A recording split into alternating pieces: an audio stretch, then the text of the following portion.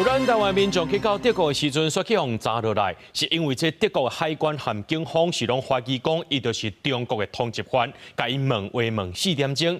咱台湾的民众是惊讲会互送去中国大使馆。目前咱台湾的驻外管处已经介入处理了。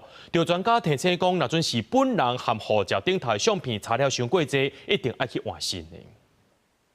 德国警察是因为他们知道我会英文，他们就是有吼我说 "You are from China, right?" 他们就说我们查过了，没有这种护照啊。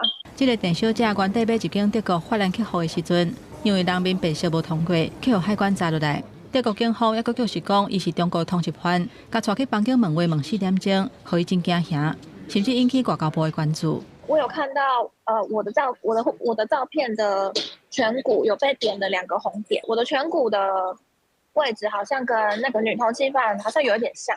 如果是联系台湾的大使，那我觉得他们可以来澄清，可以证明我的护照是真的。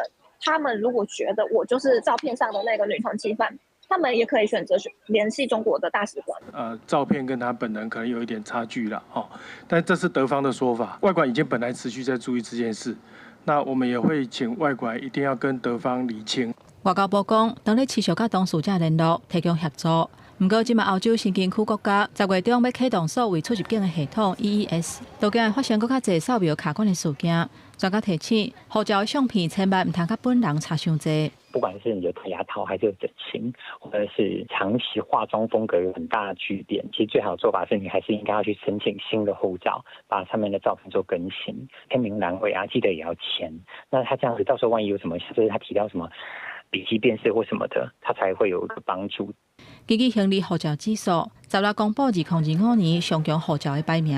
伫咧全球199个国家、227个地区的护照内底，新加坡排第1，会当免签证通行193个国家或者是地区。韩国是190个排第2，日本排第3，台湾是第37名。会当免签证通行的有136个国家，甲2024年排第35名，有较退步。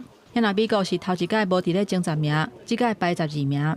中国是因为过去这1年有另外互30多个国家免签证的待遇，所以护照的排名嘛爬起嚟到第64名。记者综合报道。